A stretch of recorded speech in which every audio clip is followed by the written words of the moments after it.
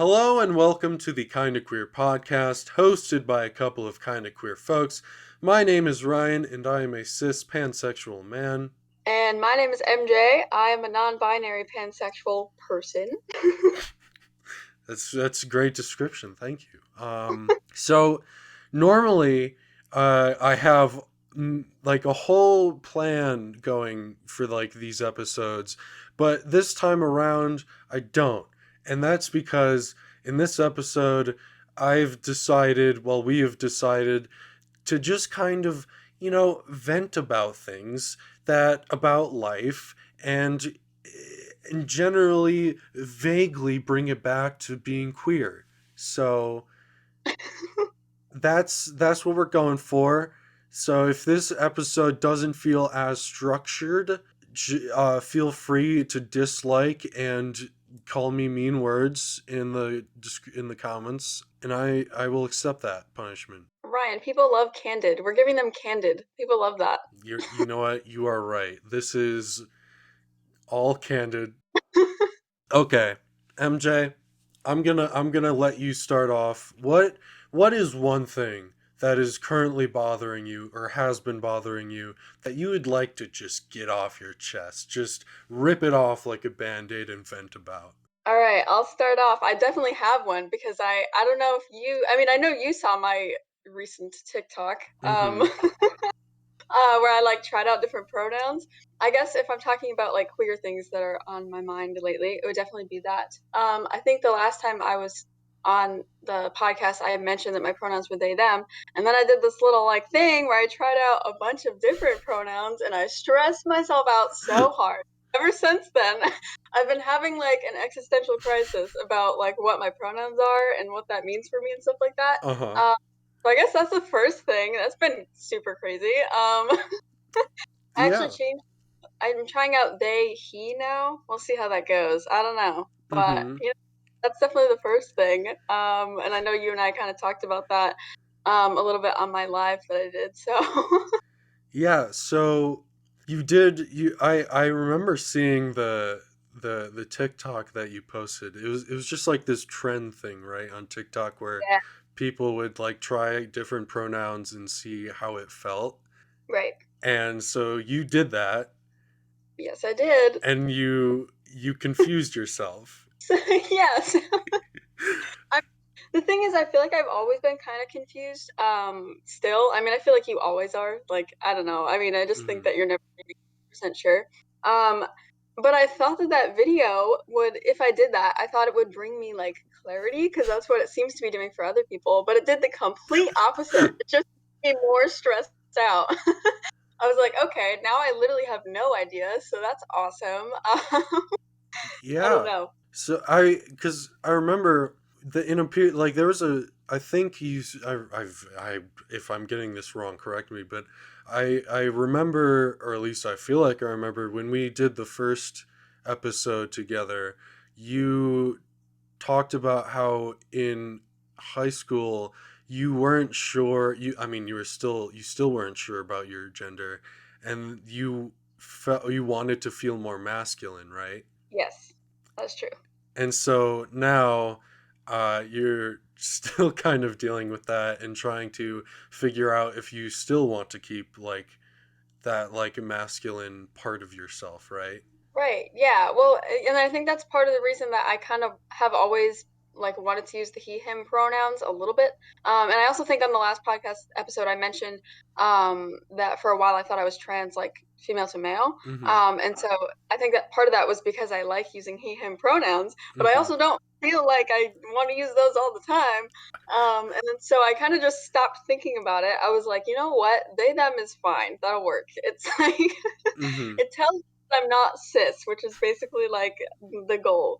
But I don't know. I guess now that I know a lot of people are like okay with me using other pronouns, now I'm like, okay, so should I try out some more? I don't know. Yeah, well, I mean, the thing is, I don't know. I've always felt, pretty confident in the fact that I am a man. But from what I can tell, just from like talking to other people and, seeing like videos online and stuff, a lot of people who question their gender in any way, like, and then they come to a decision, it's almost never like set in stone, because there's always like this little tiny part of them that's like, well, maybe. Right. And so I don't know. I think obviously it makes you like anxious and nervous, because it's like, well, who am I?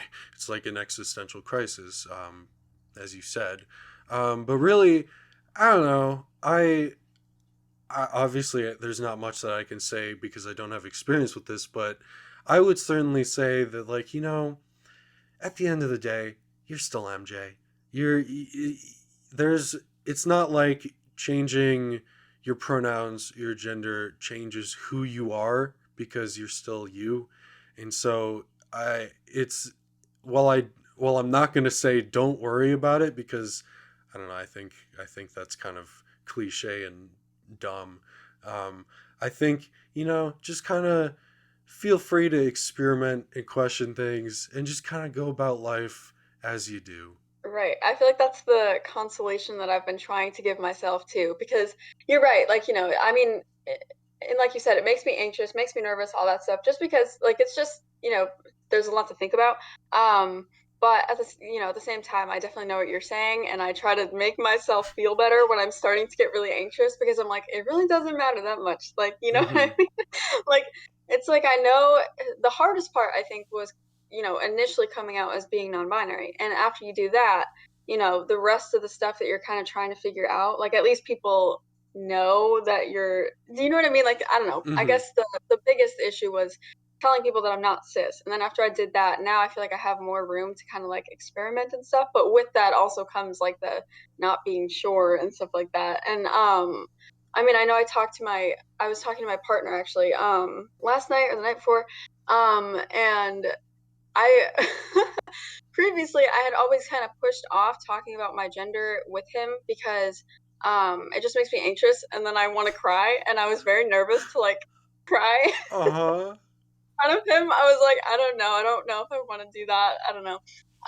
But I was like, okay, I need to talk about it. And so we were talking about it, and I did cry a lot, but it's fine because it was good. But because I guess with the pronoun thing, that kind of triggers like me thinking about if I ever want to go on T, if I want to have any surgery, stuff like that. And Mm-hmm. then I start thinking about all that stuff, and then I'm just like, okay, I don't want to think about it anymore. And then I just forget about it for like months because I'm just like, I can't deal with that yet. You know what I mean? Yeah.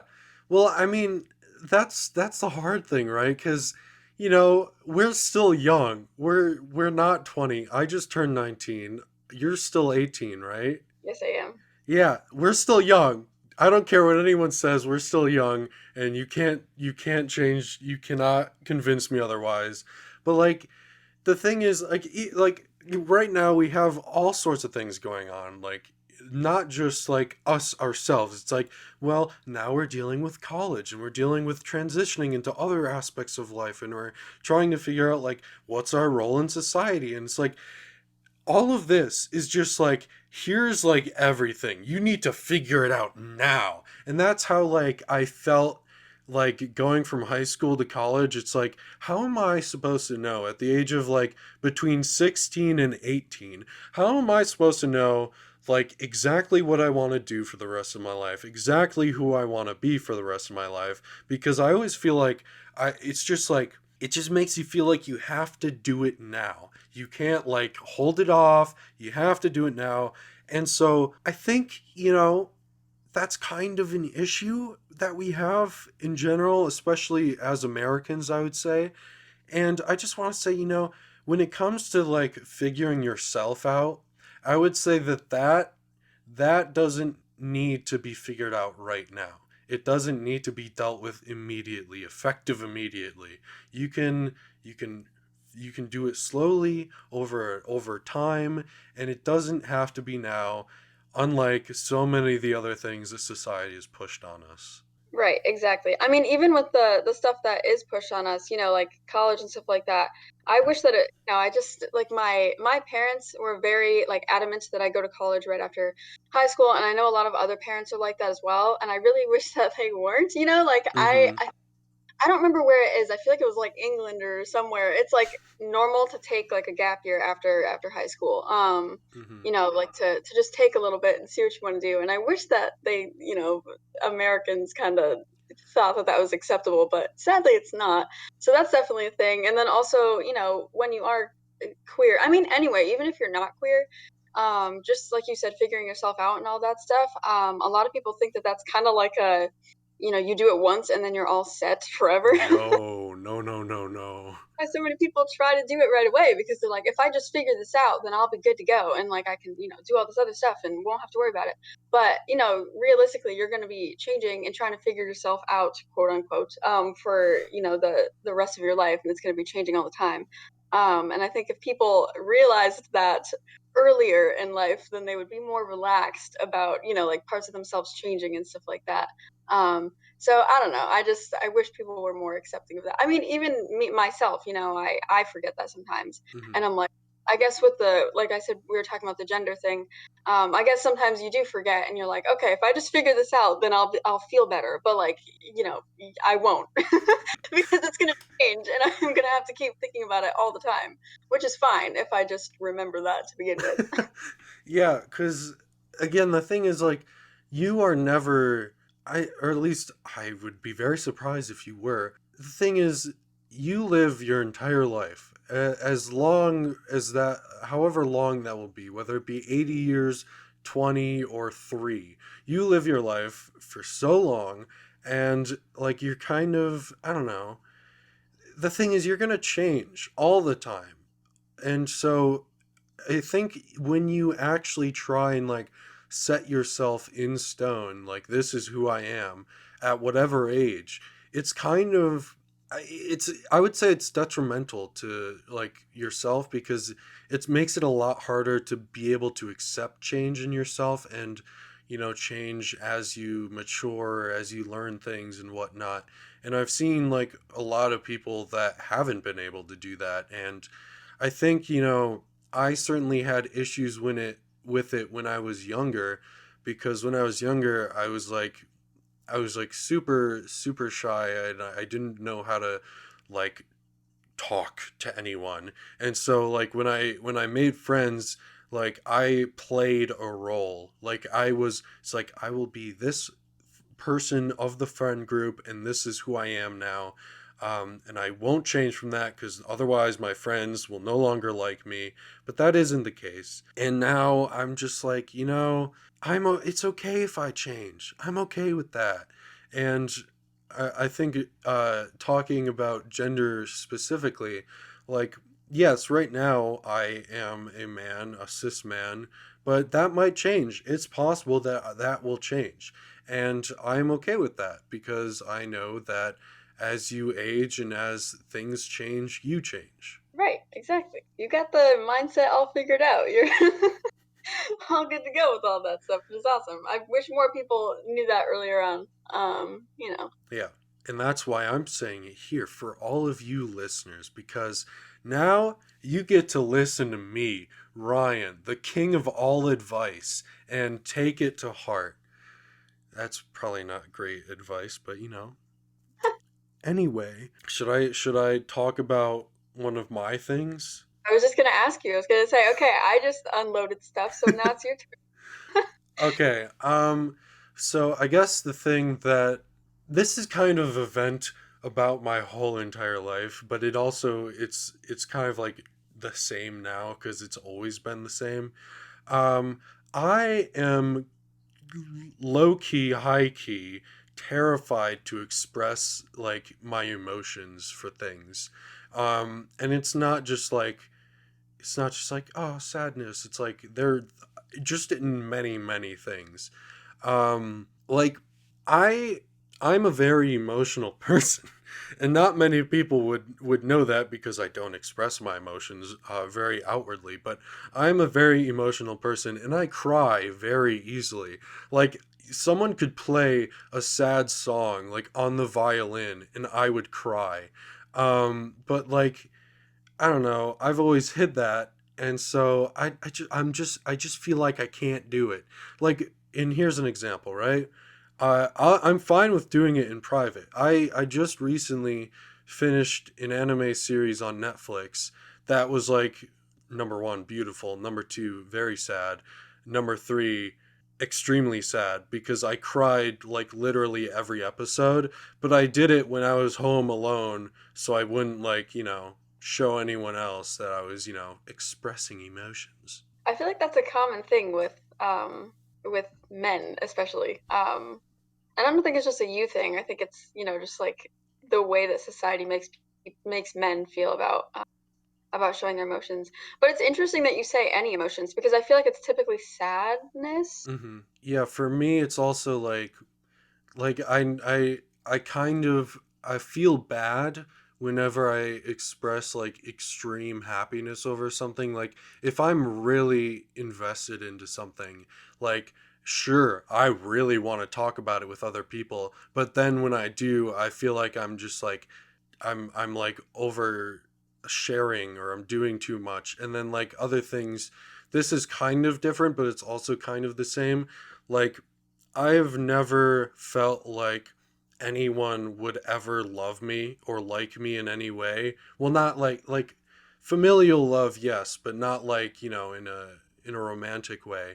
And so I just feel like I can't express that I like people because they absolutely could not, would not ever feel the same way about me. So it's not just like sadness for me, it's like many emotions. Yeah, gotcha. So that's really interesting to me. First of all, that's not true. I mean, I know it's easy to feel that way, and I think a lot of people feel that way throughout their life. Like that they're not going to find like love and stuff like that. I think that's something that a lot of people feel, but it's definitely not true. Like, you know what I mean? I mean, I know it might take longer for some people, or some people get in a relationship and it just isn't as fulfilling as they like were expecting it to be, so they still feel like they're not really like loved and stuff like that. Hmm. Um, but it's not true. So just I feel like just you might have to remind yourself of that sometimes. Also, like I feel like we put like a huge I don't know. I guess I think that there's too much focus on being in a relationship and finding love from another person, which I know can be really great to have. I mean, like I'm polyamorous, so I'm, obviously, like I'm getting love from a lot, but, I think that it's fine to be by yourself and to find friends who love you or like just loving yourself for a while. I think that that's like an underrated way to, kind of live your life. I don't think you need to be with somebody else, but I also understand wanting to be with somebody else. So, Yeah. I get that. But, and also the happiness thing you were talking about, where you kind of get like shy or don't really want to show when you're super happy. That's really interesting to me. I feel like I've had that same feeling to a degree in the sense that if I get really excited about something and I start talking about it, and then I feel like the other person isn't as excited, then I kind of shut down and I'm like, oh, like I'm making myself look ridiculous right now. You Hmm. know what I mean? Yeah. Um, but I don't know. I don't know if it's to the same degree as what you're saying, because I feel like generally I can show my happiness. I feel like I'm just kind of a happy person in general. I'm just pretty like bubbly and stuff like that. But that's interesting. Do you have like a have you thought about why that might be the case for you? Like, do you think that there's a reason that you feel that way based on something that's happened to you, like in the past? Or do you not really know? Is it kind of like a mystery?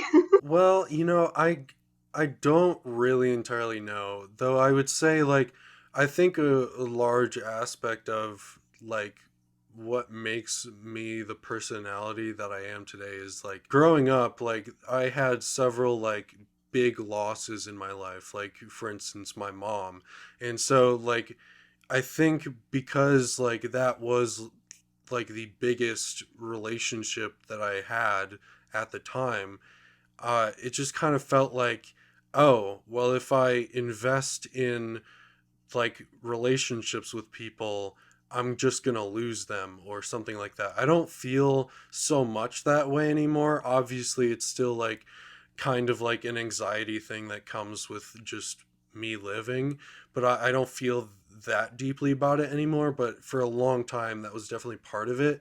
And I think that that probably definitely adds to the fact that, like, well, if I share my emotions with other people, it's like, and then I create a really close bond with them, it's like, well, what if all of a sudden that relationship just gets dropped for whatever reason, and then I just, like, that is a huge blow to, like, my life, and then it's like I'm afraid of forging that connection and then, like, having it all be gone in a second. And so I think that kind of played into it some. Yeah, that makes sense to me. I think that's a good analysis, especially, I mean, I feel like we've heard that before with people, in relationships. I know I've experienced it with my like most recent, not the one I'm in now, but the one before, my most recent relationship that ended. Like that kind of thing that a lot of people talk about where you end a relationship where someone breaks up with you, and then like your next few relationships, you kind of like are scared to, be in them again because it like hurts, Yeah. you don't want to feel that hurt again, which totally makes sense. And I guess for you, I know you lost your mom. I remember when that happened, and that had to be like traumatic for you. You were young, right? It was, Yeah, I was 11 when it um, happened. yeah. So, that's definitely a traumatic thing. And I lost my train of thought because I was just thinking, but I think that when you're losing someone that's close to you, it's definitely scary to put yourself back out there. And when you're that young and it's somebody that close to you, you're thinking about it consciously for a while. You're like, that was scary. I don't want that to happen again. And then it becomes like a subconscious thing. So, Hmm. you keep growing up, and then you don't even realize that that's the reason that you're not showing emotions anymore because you're just used to doing that now. You know what I mean? Yeah. Um, I think at that point it kind of becomes like you have to actively unlearn that, which is very difficult, especially because I don't feel like we have enough resources, especially for people our age, to kind of do stuff like that. You know what I mean? I mean, we Yeah. don't we nobody talks about like mental health for anybody, but young people in particular. Nobody gives us tools to unlearn that kind of stuff, like to learn how to show your emotions in a good way and to Hmm. keep doing that and stuff like that, and how to kind of have support behind you to make yourself feel better. So it's definitely something that's really difficult, but it's good that you're aware of it, I think, because if you're aware of it, then you can, once you're aware of the issue, then you can take steps to kind of try to fix it, which is good if you're interested in doing that, which it seems like you are. Seems like Yeah. it's something that's good for you.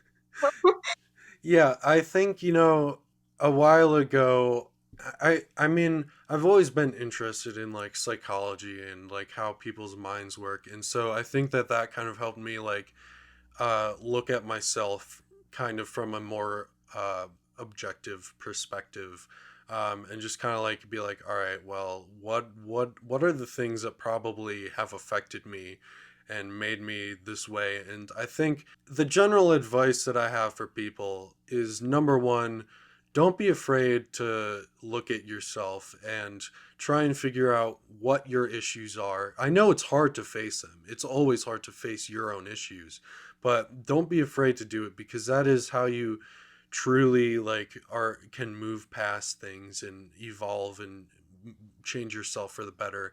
And number two, yeah, it's really hard for young people to find the support that they need. And I just want to say, it is completely okay if you are not doing well, if you are struggling, if you are hurting, but it always feels better to talk about it in some way, whether it's just writing it down into a journal that you share with no one else, or it's talking to yourself, or it's making a podcast and talking with other people about it, or it's, going and talking to a good friend, or it's going and talking to a therapist. It always helps to do that. And I know it can be hard to find those resources, but they are out there. And also, I want to say, uh, fuck society for saying that, men can't show emotion. And I know I've always kind of had a hard time with that one in particular. And, like, the thing is, for me, it wasn't so much that, like, a man can't show emotion. It was, well, it was definitely originally, but now it's more like, well, if I show emotion, then people are gonna know that I'm gay, and it's like, that's not true. That's not how that works at all. So, don't be afraid to show emotions. I definitely understand why it is more difficult for guys to do it, and I am sorry about that, and I hope you were able to find something that helps you out with that. That was a good. That's good advice. You just said everything I was thinking about saying. Like, didn't even add anything, so that's perfect. Because I was gonna say that reaching out to people is definitely something that um, you should do and shouldn't be like afraid to do. You know, just tell Hmm. somebody if you're not feeling great. Just anybody, literally anybody that you trust. You know, just someone. Yeah, you could even go onto like an anonymous online chat thing and do it, and that way no one will know who you are. Right, that's the thing. Because I know some people don't really have, you know, a person that they would feel comfortable sharing that kind of stuff with. So even if it's just somebody that you don't know at all, sometimes that's easier. That's why, you know, therapy works really well Hmm. for a lot of people. Because if you don't know the person, you know, they can't have any strong opinion on your life because they don't know you. So Yes. it work. And I also think the thing that you said about not wanting to show emotion because you're scared that people think you're gay. That's a huge thing that I didn't even think about. That it drives me crazy when people say that because it doesn't make any sense to me. I'm like, literally everybody gets sad. Like I don't know why that. You know, it's like synonymous with being gay when you're a man. Like that just doesn't make sense to me. That's so crazy. It's like I feel bad for the cis men and like the straight men who are like very manly and like are like, no, I can't cry at all, and they're like so deep into it that they don't even realize that like Hmm. that just sounds insane. You know what I mean? I don't know, but yeah, you guys got it rough, man. Jeez. Well, I mean, we do in that regard, but in other regards, Well, yeah, I mean, of course, you know, like there's a lot of reasons that you guys have it pretty good, but with which I guess for me, you know, I'm a really emotional person. I know you said you are too, so that's like definitely a huge thing for me. Like, just that sucks, you know, yeah. to feel like that. And like I said, to be so far into thinking it that you don't even realize that you're like missing out on those Hmm. emotions. You know? I don't know. That's tough. Yeah. By the way, that for if anyone's listening and they want to know about it, that anime that I referenced, which is very beautiful, very sad. It's called Your Lie in April, and it's on Netflix. It's one season long, so it's pretty easy to binge. But if you do, just be prepared to like have tissues or something, because you will bawl your eyes out. I feel like just the title sounds like it has a really good like soundtrack. Like it just sounds like the music in it would be really. Well, funny you say that because it's about a pianist who lost his mom and he can no longer hear the music that he plays. And there's this violinist that he meets, kind of uh, tries to get him back into playing the piano, and it's rough, dude. It's so sad. Oh, it does sound really sad, but it sounds like it's probably really. I feel like the ending's probably nice. I don't know. I don't know anything about it, but I I got the ending spoiled for me a long time ago, but I still wanted to watch it because I knew it was gonna be good, and so I watched it. And I was like, "Yeah, hey, we're right." oh man, yeah. You know what? The movies and like shows and stuff like that, I cry at those so easily too. I just watched what was it? Oh, Soul, that movie. Mm-hmm. It's like on Disney. Oh my god.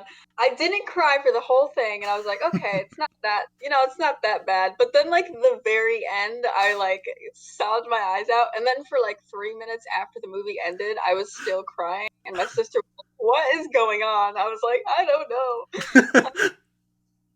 I think it gets to the point where, you know, especially now we're talking about all this stuff that we're stressed out about. So now anytime I cry about one thing, it turns into me just crying about everything else too. Mm-hmm. So Yeah, like, and that's actually kind of good advice, I think, because if you have a hard time expressing your emotions, or if you have a hard time like crying, honestly, watch something really sad because it will probably make you think about your own life. And if you get to cry and you get to pretend like it's because of the show, that's great because even if you get a good cry in, I feel like that helps. right, exactly. Take advantage of your crying sessions. Just use them for everything you're upset about. Yes.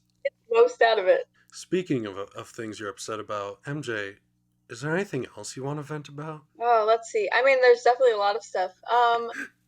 I got something to share. I feel like a lot of people probably will relate to this too, so this is good. And if anybody listens and is my friend, they'll know why I haven't been talking to them for forever. So this is like a three in one thing. I'm like helping out with a bunch of other stuff. Oh, good. So something that's been bothering me a lot lately. I don't know if you have any experience with this. If you do, then totally like let me know. Because that would be nice to talk to somebody else about it too. But Mm-hmm. I have super bad social anxiety. Um, Hmm. yeah, seriously bad social anxiety. And I feel like when I came to school, it was a lot better for a little bit, but I think it was mostly like the adrenaline of being in a new place with new people and like feeling like I had to make friends and stuff like that. Mm-hmm. And I have made friends, but the issue that I always have is keeping those friends because Mm-hmm. after I make them, I like, get I just my social anxiety has been way worse lately. I don't know if it's just because I have other stuff that I'm worrying about, so it's just kind of like piling on, on top of that. Mm-hmm. I don't know what the reason is, but it's been very bad, and I have canceled plans with so many people. Not crazy plans, like it's Corona, so nothing, I'm not doing anything crazy, but like lunch plans or just like hanging out with somebody for a little bit. Mm-hmm. Um, I've been canceling all those plans like crazy, and it's driving me insane because now I just sit in my room all the time, and I don't want to be sitting in my room all the time, But I don't know. I guess I don't have any solution right now for how to deal with that, and that's been driving me crazy. I don't know. It seems like you definitely can relate, judging by the sound you made once I said social anxiety. But yeah, I guess that's something that I've been kind of dealing with. I don't know if you have anything to add. You know, social anxiety has been a thing that I've dealt with all of my life. Yeah. And I don't really know if I have like a solution or great advice for it, but I'll talk about it. Yeah, I ever since I was like a kid, like when I had like when you get like your first best friend, Oh yeah. like even back then I was experiencing social anxiety and like I don't know why I experience it, but it's just really hard for me to like number one, I'm a huge introvert. And so like I get very like talking to people for a really long time is just like, oh my god, I need a break. I can't talk to people for like a week now after that. And so like that happens.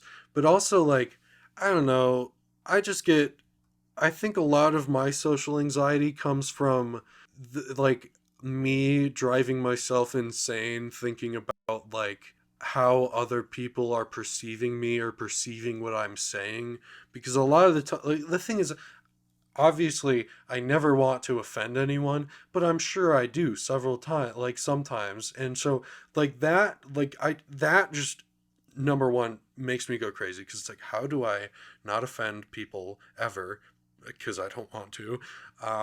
So that's a thing. And also, because we went to the same schools growing up, you probably noticed that, like, I just never went to, like, school dances or anything. Yeah, that's because I'm an introvert and have social anxiety. But in general, I would say I think a lot of social anxiety comes from I think it feels like a lot of it comes from like trying to figure out how other people are perceiving you and like you just don't want things to be awkward between you and other people. And I guess the way that I've kind of pushed past that some is like I I've accepted that I'm an awkward person. I'm a weird, goofy, awkward person.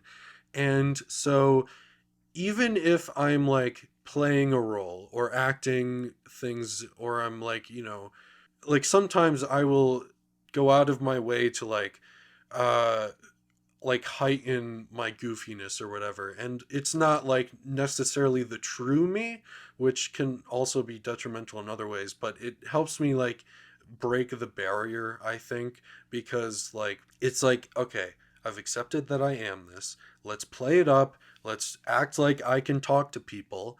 And then that will help me at least break the barrier. And then once we're talking and we get more comfortable with each other, then I can kind of ease back on that and, I don't know. Does that make any sense? Doesn't make sense. I totally get what you're saying. I'm happy you said that you kind of just accepted like the awkwardness part. I feel like that's what I've been doing recently too. Like I definitely am like I'm just awkward all the time. Mm-hmm. And for a while I think I was trying to get rid of that, mostly because like I just think other people make you feel like you have to. You know what I mean? Like I don't know, there's just like this whole thing about like being like a cool like chill person and I'm not that. I'm the opposite.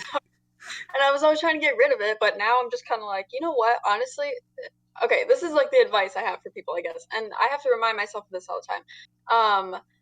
This applies to, you know, like if you have social anxiety and you're nervous about people thinking like you're awkward or whatever.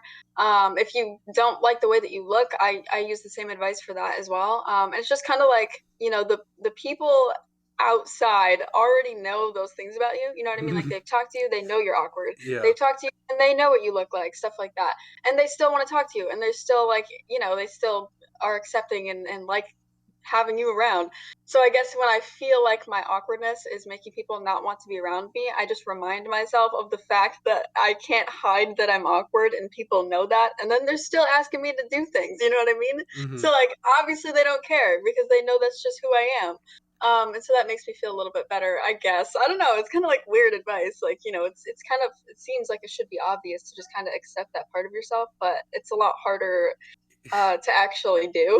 It is hard. And like one of the main things that helped me realize that I was okay with like accepting that is when we did like the National Honor Society induction speeches, I inducted two people, and for me it was just like I don't want to have the same like speech as everyone else here. I want to try and make it unique. I want to try and make people laugh. And so for that I was like, you know what? I'm a weird person. I get it. But that makes people laugh. Sometimes anyway.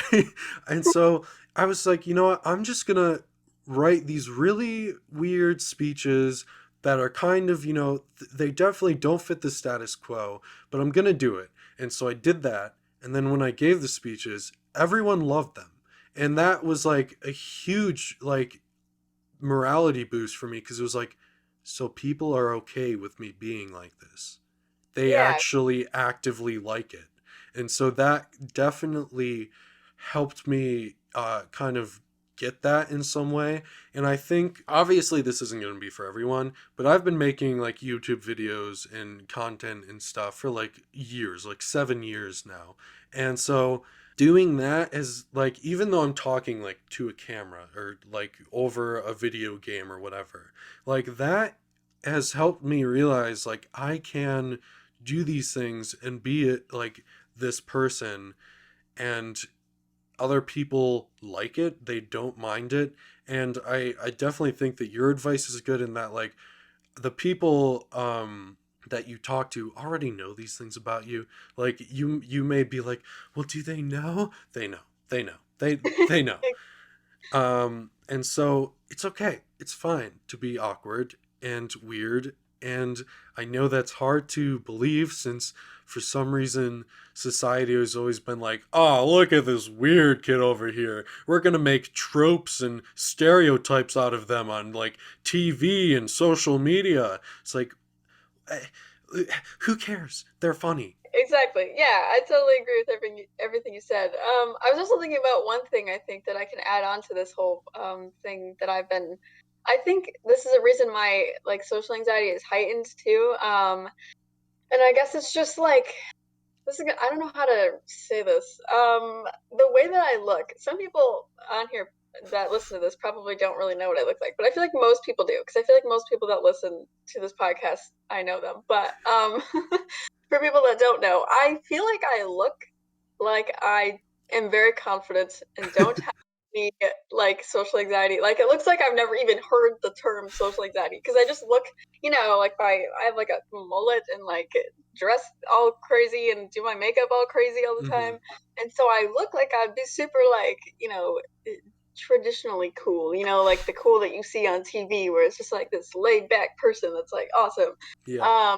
But I guess for me, I also get nervous because I'm like, okay, new people that meet me are gonna think I'm some like super awesome, chill like person, and then they talk to me and I sound like this, and I'm like, you know. super awkward and I don't know how to like keep a conversation going. And I'm like, that just doesn't, you know what I mean? Like the dissonance between Mm-hmm. what I look like and then how I actually am is so funny to me. And I feel like I used to get nervous about that. I still do, but I don't know. I guess now I'm just kind of like, they'll, if they don't like me after they talk to me, whatever. There's so many people that do like me, so it's cool. Yeah, I don't that is also great advice. And I know it's like really weird to think about. Like it's like you probably most people don't want people to dislike you or hate you. But here's the thing. There are so many people in this world that if a few people dislike you or they don't want to talk to you, that's fine. Screw them. They're not cool. They're not cool like you. So just like, I don't know, it's okay for people to not want to like you or talk to you because that should mean that you don't want to talk to them because they don't accept who you are. And if they don't accept who you are, that's gross. And screw them. Right, exactly. And you know what? I feel like we haven't done a great job of pulling this back to the whole queer thing, but I have a way we can now. I feel like that applies to, like, I mean, obviously, in some situations where you're not safe, obviously don't like take this advice. But if you're nervous about like coming out or like, being queer in whatever way that means for you, a lot of the times it's because you're nervous about being judged, you're nervous about people not wanting to hang out with you anymore. But honestly, like, why would you want to be around those people anyway? You know what I mean? Like, they don't match your lifestyle, and there are so many people that do. There are so many queer people who are like 100% awesome to be around, like me and Ryan. So but so if you're nervous about that and you like haven't come out for that reason, it's just kind of like an incentive almost to do it, because once you do it, you're going to be able to meet some cool people, even if it takes a while. I mean, I know that like when we were growing up, there weren't very many like queer people at our No. school stuff. So even the people who were like LGBT were kind of like quiet about it. Mm-hmm. And so I feel like, once you kind of get out there, you meet all these cool people. And it's just nicer to be around people who like you, even if that means you do lose some people that you had known prior, just for coming out. But I don't know. Yeah, I agree. It is like, and I know that, like, even that can be tough because sometimes you know these people for a really long time and you've been friends with them for a really long time. But the thing is, if you're queer and you're their friend and they're homophobic or queerphobic or whatever, like, honestly, they wouldn't be a good friend to you in general. So, like, I don't know, even though you've known them for a long time, doesn't mean that you owe them anything. And it doesn't mean that you owe being nice, like, you owe being their friend or whatever, or you owe, like, having to hide yourself for them. Like, please, please don't think that way. If they're against who you are, then they're not the person that should be in your life really anymore. Right, exactly. Like even before you come out, if you know that somebody that you are friends with is like homophobic, like they're already not your friend. Like Yeah. even while you're still in the closet. I mean, obviously, a lot of the times people that are, homophobic or considered homophobic, just aren't, they don't have the education. So, in fact, you might be helping them by coming out, because Hmm. if they want to stay friends with you, then they might be willing to kind of, unlearn all Yeah. that homophobia, which would be cool. Because I think that there's, as much as homophobia is an issue, and there are definitely some people who just are always going to be that way. I think a lot of people who are homophobic just don't know, any better. Like they Hmm. they don't know anybody who's, part of the community or anything. So they just are that way because maybe their parents are or something. Yeah. So it's kind of like a product of the environment type of thing. Hmm. So I don't know, you might be helping them out. Yeah, a lot of being homophobic I think is learned. Like it's just a product of the environment like you said, and it's like, "Hey, son, you got to be homophobic." It's like, "What? What? No." But yeah, I think a lot of people just don't know better. And so, try trying to like inform them of things maybe if it's safe to, and you won't get hate crimed for it. Right. Exactly. Let's avoid the hate crimes. That would be really nice. Yeah, that's an additional little plus if you can avoid being hate crime. Yeah. So if that's the situation, then definitely wait, because there will be a time where you can, Yes, for most people, it's like their parents are not not really okay with it, which I totally understand. If that's the case, and you're like, a minor, or you still live with your parents and just don't feel comfortable, then obviously, don't take hmm our advice and be like, oh, Ryan and MJ said to come out anyway. Please yeah, don't do that.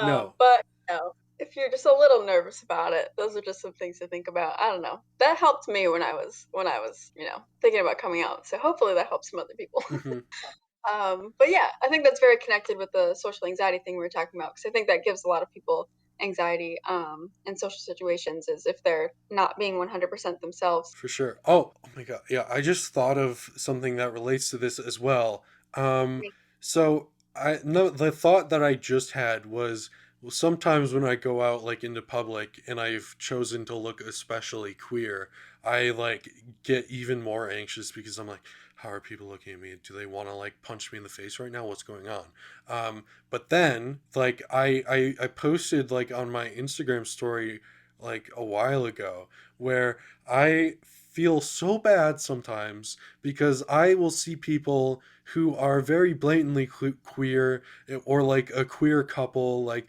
walking in like some store, and I'll just be like staring at them and I feel so bad because my general appearance is just like straight cis man, and so I feel like I'm making them feel uncomfortable or bad, but it's like, no, I just want to be you, Right. and or I find you very attractive, so I am sorry, and I get that that is social anxiety and anxiety in general, and I just want to bring that up because listen, even a queer man such as myself feels like I give other people anxiety over being queer. Right, yeah. No, that's definitely a huge thing. I know my sister jokes about all the time. She's like, "Oh, I feel like I look at like lesbian couples in public and they probably think I'm like judging them, but really I'm like, you're so cute." You know what I mean? Yes, exactly. Like I will see like a cute gay couple like walking down the street, and I'll just like give them like the death stare because my eyes, I just my general appearance does not look super friendly. But when like I'll give them the death stare, and I feel like they're just like, "Oh my god, we're about to be killed right now by this large man." In reality, I'm just like in my head it's like, wow, they're so cute. I just want to be like that. When can I get a boyfriend? Things like that. Yeah, for sure. I feel like that's definitely. I mean that probably makes you feel better too if you're like seeing other people look at you when you're out. Like they probably think you look. I mean, let's be honest. If people who look queer, they look cool. Like Yes. and we got all the cool stuff, you know what I mean? Like we paint our nails, we got our hair all crazy, we do makeup, we dress all cool, like you know what I mean? Like come on. We hmm look awesome. Even if like even homophobic people, they can't say that we don't look. So great. Anyway, so if anybody is looking at you, they're looking at you because you look freaking cool. So Yeah. I don't know. At least that's what I would say, because I know every time I'm biased, obviously, because I am queer. But every time I look at anybody, I'm like, you just look so awesome. I don't know. I hmm get jealous. I'm like, Yep. oh man. So I get it. Since we were just talking about all the coming out stuff, I'll choose to vent about one more thing personally, and that is me being in the closet for a lot of people. Because the thing is, like, I'm not venting about being out of the closet. I'm venting about being in the closet because it's fuck, man. Like a lot of the time I just feel like I don't know, like especially I don't the thing is this podcast has both helped me greatly, but also in other ways it's been like, man, cuz like the fact that I do this and like I'm very open and out on this podcast, and then like I go back to my everyday life and I just like go back into my closet, put on like straight man clothes, and I and I just I'm just generic straight guy. I don't know. It feels not great because sometimes I just want to be. I just want to be cool and look special and look queer and be queer, but I because of certain things I don't do that. Yeah, I totally got you on that one. I mean, I feel like, I came out pretty early, so I had never really had that much of an issue with it just because I was just kind of like, let's just go for it. Mhm. But being in the closet, definitely, I can't imagine that that would be an easy thing, especially like you said, you have like you're kind of like living both worlds, like you said, you're kind of doing the podcast and you're out that way, but then you're kind of like going back in the closet all the time, which is not great. So I feel like that's definitely a struggle. I think that's a good one for you to talk about because I feel like a lot of people are kind of in that situation, especially because I feel like a lot of the people that listen to this podcast are, like living at home with their parents. And like we said, parents are usually the ones that people are most afraid to come out to. Mhm. So I think that that's definitely a good thing for you to bring up because a lot of people are kind of in that in between right now. I know my parents don't know that I'm non-binary; they still don't know. I mean, I'm not hiding it too much. My pronouns are on my Instagram, and my parents both have Instagram and all that stuff. But I haven't said anything to them because I'm too scared to. So Yeah. And I think for me, like, the thing is, I at this point I'm okay with being out to most people, but like family and stuff I would prefer not to be. And so I just want to say that it's okay if you're not out of the closet, and it's okay if you're like not out specifically to your parents or your family or your guardians or whatever, because that especially is very stressful, and I get that. I get it very much. And I think in some situations I would say, you can get an idea of what your family would think about it. And if you're okay with how they would think about it, then there's really no downside to coming out to them. But also, if you know that they're like, if they're not going to be the biggest fan of it, then just think about if, they would be able to be persuaded into being like, oh, well, this is okay. Because the thing is, a lot, I don't want to say most, a lot of parents, I don't know how to say this without putting other people who are not in a similar situation down, but a lot of parents will like truly love their children. It's, maternal paternal instinct. Like that is just how it is. And yes, there are some clearly terrible parents and guardians and whatnot out there who do not feel this way. But a good amount of them will just recognize like you are their child. And so it's if you think they may not like it, but you think that they could get used to it over time, then just consider it. Consider doing like, even do like a pro and con list of like, well, here are the things that would go wrong, here are the things that would go well. And yeah, I would say just knowing generalities about mankind and other people that I've seen, um, it seems to me that definitely coming out as trans in any way to like parents or guardians is so much harder and so much worse, because I just feel like, these people who either birthed you or like raised you, they've always seen you in one way. And like, if you're like basically to them it's like, oh, you're daddy's little girl. It's like, no, I am daddy's little boy, actually. But I don't know, it's really hard for the trans community, I would say, and for that I feel terrible, and I wish I could do something to like help, but I don't know. I don't really have great advice because I've not done anything about it per se. Um, but you don't have to come out to people, and that's okay. right, and I think in the last episode that I was on, I think we talked about that a little bit about how there's like this huge pressure to come out to everybody once you find out. It's like everybody. I feel like in shows and movies and stuff, somebody finds out that they're, gay, trans, Hmm. whatever it is, and then they immediately go and tell everybody because they're like, I gotta be me. You know what I mean? Yeah. That's a big thing, and to a degree, that's true. Like if it's nice to come out, and it's nice to be able to just be yourself freely and not have to worry about it. But at the same time, there's just too much pressure, I think, to come out, and you don't have to. And like you said, it's okay to be out to nobody. It's okay to be partially out to just a few people. Hmm. It's also okay to like come out and then go back in the closet if you like change your mind. That's fine too. Like you can do all that stuff. And I Hmm. think that people will tell you that you're like less a part of the community if you do some of those things, but that's really not true. No. I know even within the LGBT community, there's some people, who will be like, oh, you're ashamed of like being, this way. That's why you're not coming out. And it's like, that's not true. Like, No. It's I mean, I'm afraid.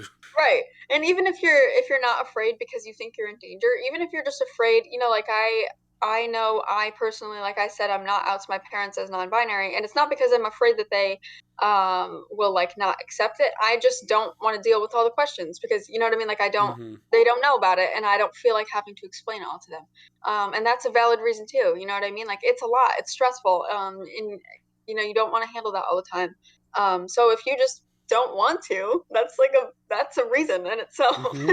Yeah. You're like you don't need to analyze it anymore. If you don't want to, just because you don't want to, then that's fine. Then just you know what I mean. Hmm. I don't know. I just feel like there's too much pressure on coming out at a certain time, a certain way.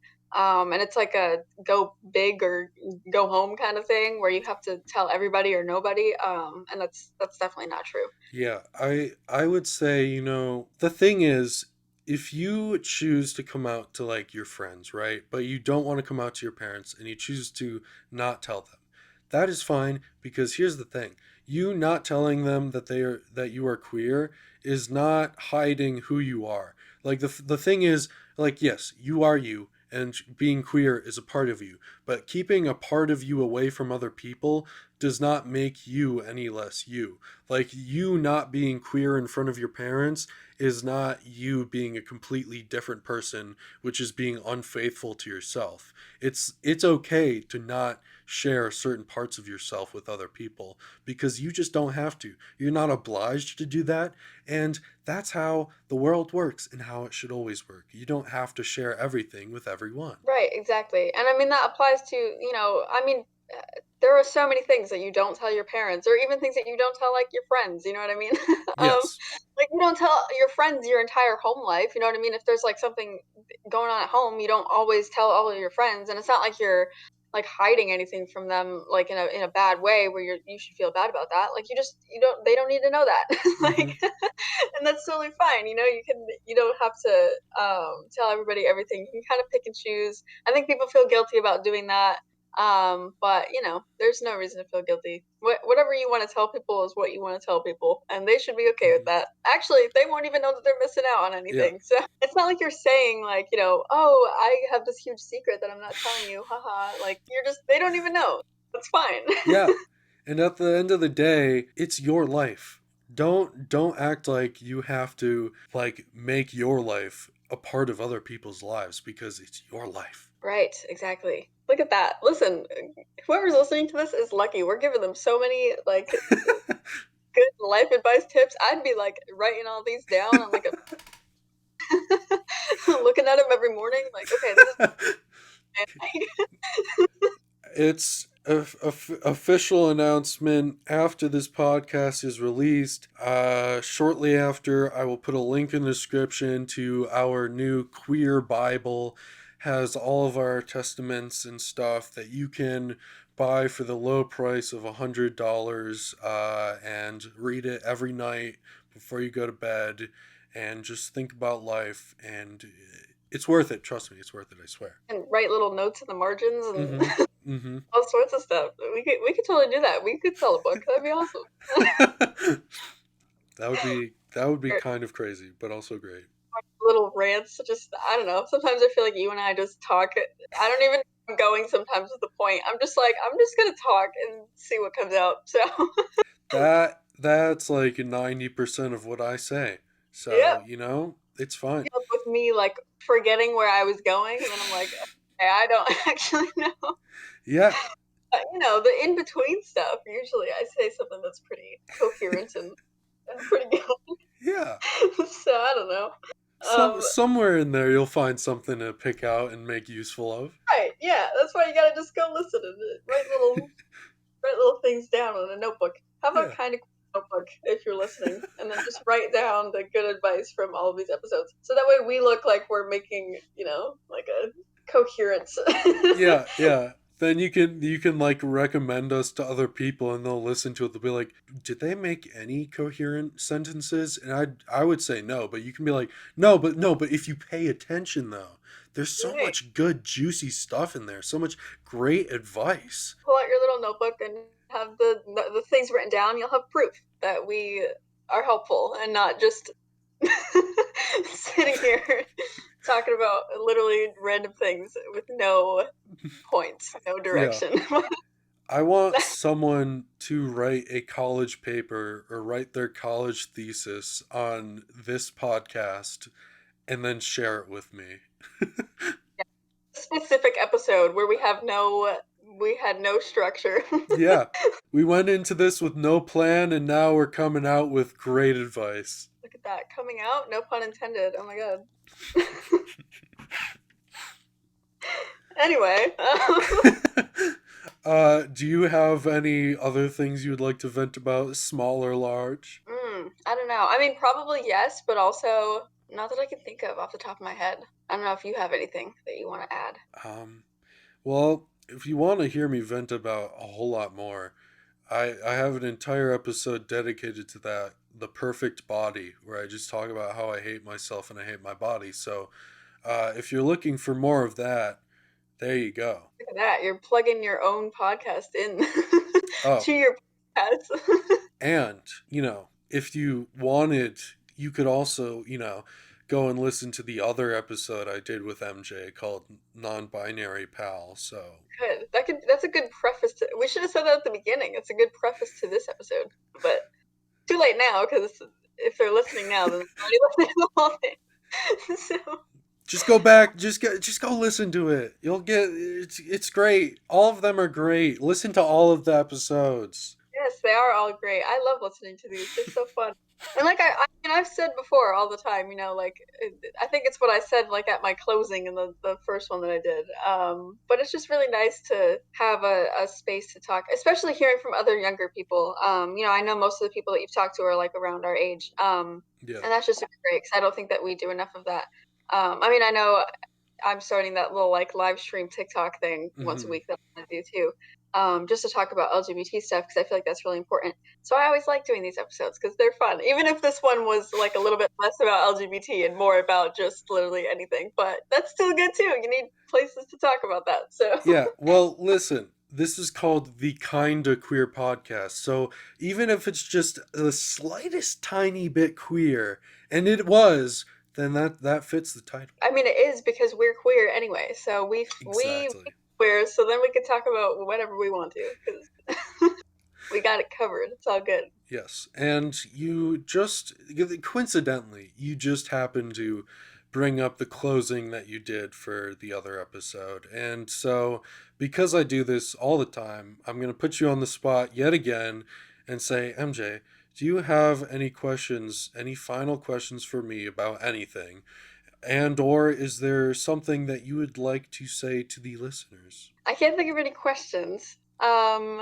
I mean, I guess I already kind of said what I usually say when I'm like doing a closing kind of thing. But I mean, this episode was a little bit more about just kind of venting, getting things off your chest and stuff like that. So I feel like if I have one thing to say, it would just be to find time to do that with somebody. Maybe it could be on a podcast. I don't know.